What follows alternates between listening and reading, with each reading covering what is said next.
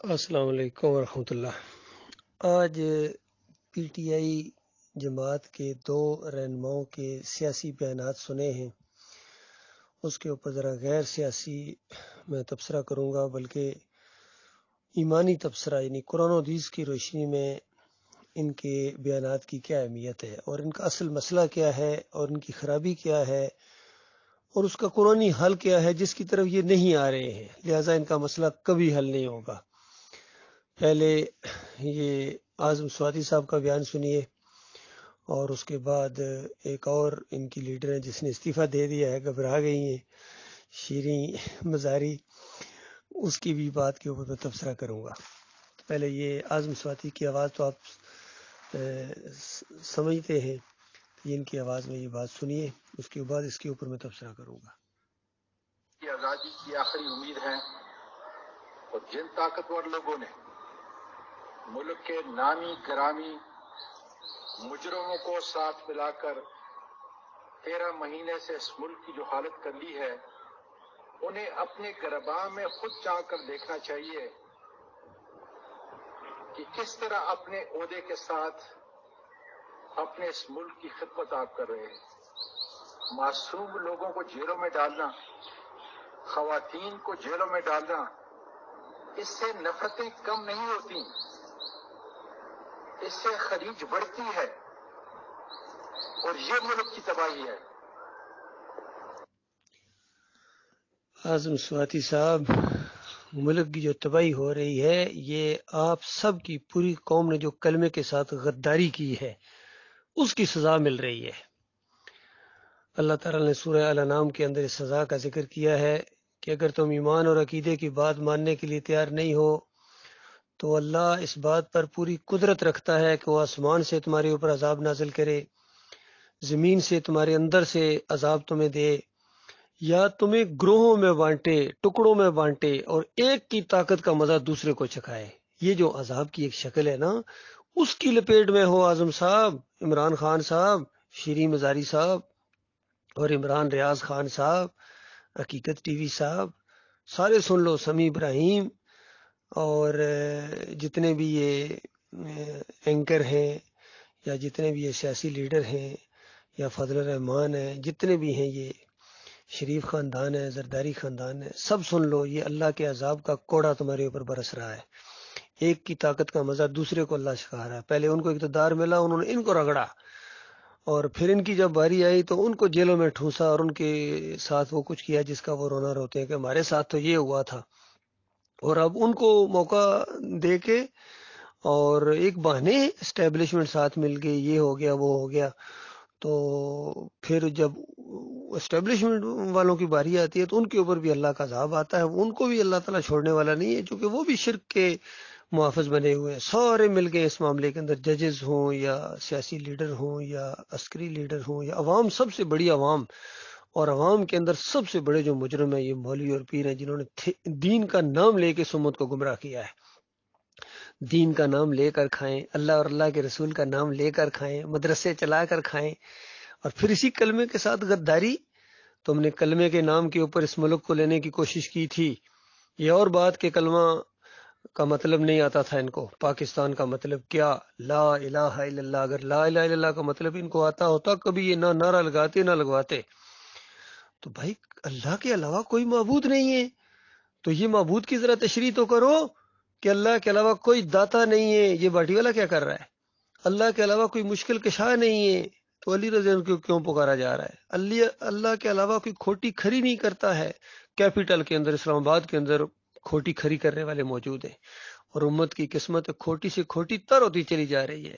اس سے بڑی بات، لاہور میں علی جویری صاحب داتا ہیں جی، سونے کے دروازے لگے، داتا ہیں اور گنج بخش ہیں، خزانے بخشتے ہیں، اور ملک بینک کرپٹ ہو رہا ہے، پوری دنیا کے قرضے ان کے کندھوں کے اوپر ہے، جو بچہ پیدا ہوتا ہے مقروض پیدا ہوتا ہے، لیکن داتا ان کے پاس ہے، گنج بخش ان کے پاس ہے، خزانے بخشنے والے ہیں، کھوٹی قسمت کھری کرنے والے ہیں، مشکل کشا ان کے پاس ہیں، غوث ہیں، فریادوں کے سننے والے، اور غوث العظم ہیں، سب سے بڑے فریادوں کے سننے والے۔ جو اپنے ملک میں فریادوں نہیں سنتے ہیں وہ ان کی آ کے سنیں گے فریادیں، اور جو محی الدین چشتی کے مزار کے اوپر پکاریں لگائی جاتی ہیں، اللہ اپنی پناہ میں رکھے، اس قوم کو کیا ہو گیا ہے۔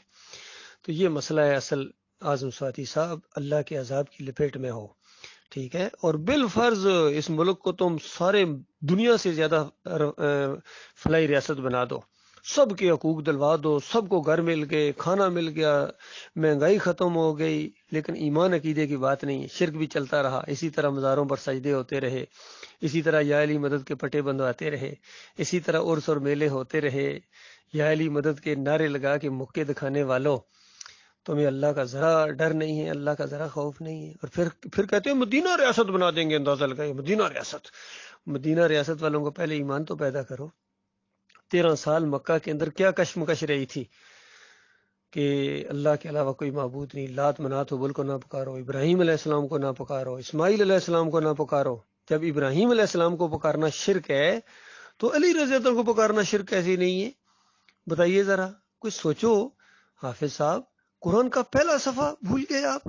پہلے صفحے کے اندر سورہ فاتحہ، اللہ کے ساتھ عہد و پیمان، اللہ کی حمد و ثنا، اور پھر ایک عہد و پیمان، ایاک نعبد و ایاک نستعین، ہے اللہ تیری عبادت کرتے ہیں، تجھ سے مدد مانگتے ہیں۔ تو بتاؤ کہاں گیا وہ یا علی مدد، یا رسول اللہ مدد؟ یہ کس نے سکھا دیا آپ کو؟ میں بتاتا ہوں کس نے سکھایا۔ یہ تفسیر شبیر احمد عثمانی پڑھو، محمود الحسن جو چوٹی کے علماء میں سے ہیں وہ لکھتے ہیں کہ اللہ کے بندوں، اس آیت کی تشریح میں، کہ اللہ کے بندوں کو، مقبول بندوں کو، یعنی پیارے بندوں کو خالص واسطہ رحمت الہی سمجھ کر اگر غیر مستقل جانتے ہوئے ان کو پکارا جائے تو یہ بھی اللہ ہی کو پکارنا ہے۔ اس طرح شرک کا انجیکشن دے دیا اس نے پہلے صفحے کے اوپر۔ اب اللہ کے پیاروں کو پکارو، یہ اللہ ہی کو پکارنا ہے، تو اس طرح اللہ کے غضب کو بھڑکا دیا تم لوگوں نے۔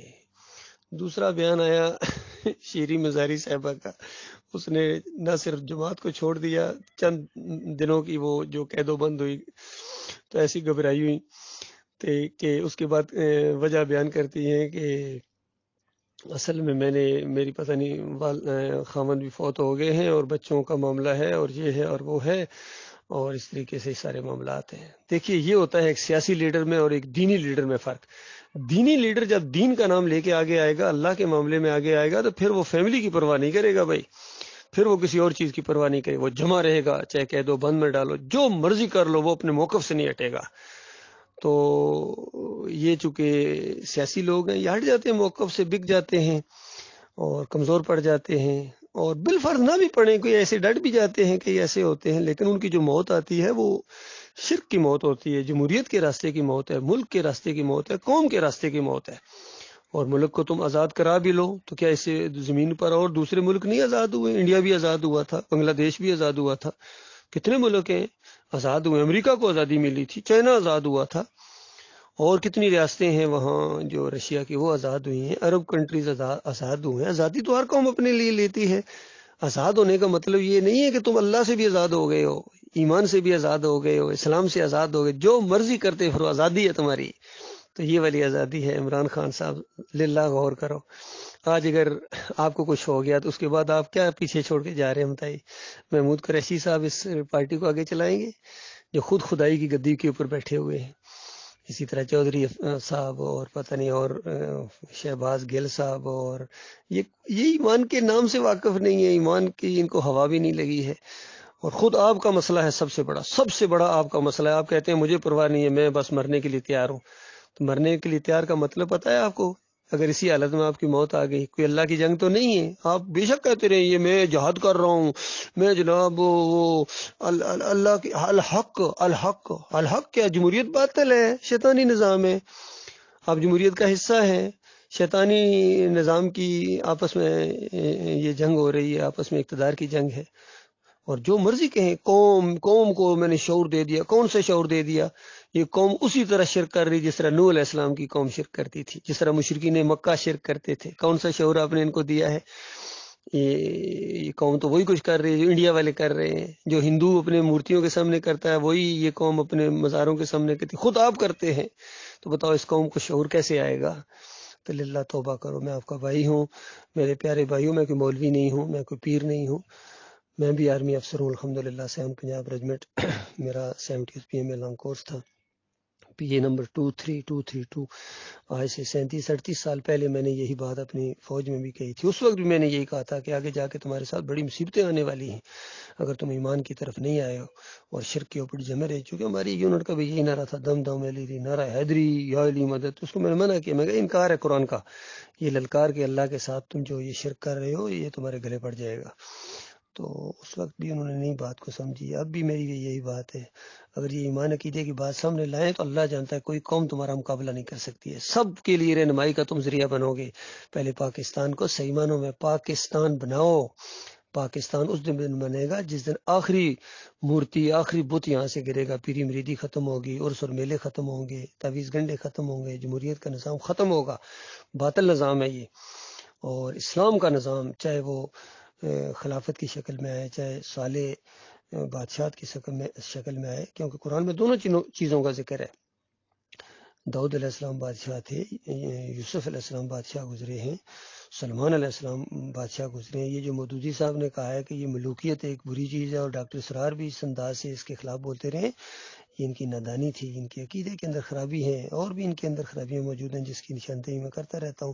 اسی وجہ سے خیر نہیں آئی ہے. جماعت اسلامی دیکھو آج کہاں کھڑی ہے، نام جماعت اسلامی، اور سارے شیطانی کام کرتے ہیں، سارے شیطانی وہی کام کریں گے جو دوسری پارٹیاں کر رہی ہیں.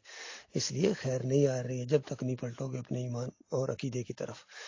اور اس کے بعد ایٹمی قوت ہو، بہترین فوج ہے آپ کے پاس، زبردست یوتھ ہے، اچھا علاقہ ہے، اسٹریٹجک پوزیشن ہے، بڑے بڑے ملکوں کے اندر ایک تمہاری پوزیشن ہے. یعنی اس انداز سے اگر تم خود اپنے پاؤں پر کھڑے ہو جاؤ اور یہ بھیک مانگنا چھوڑ دو، کچھ کول توڑ دو، تو یہ ساری چیزیں یہ ہو سکتی ہیں. لیکن آپ لوگ کرنا ہی نہیں چاہتے ہیں، آپ کے اندر وہ جرت ہی نہیں ہے، وہ ایمانی قوت ہی نہیں ہے. یقین کیجئے وہ احساس ہی نہیں ہے اللہ کے ساتھ، وہ جو لگاؤ ہوتا ہے. آپ نے اللہ کو اپنا سمجھا ہی نہیں ہے کبھی. اللہ تعالیٰ غور و فکر کرنے کی توفیق عطا فرمائے.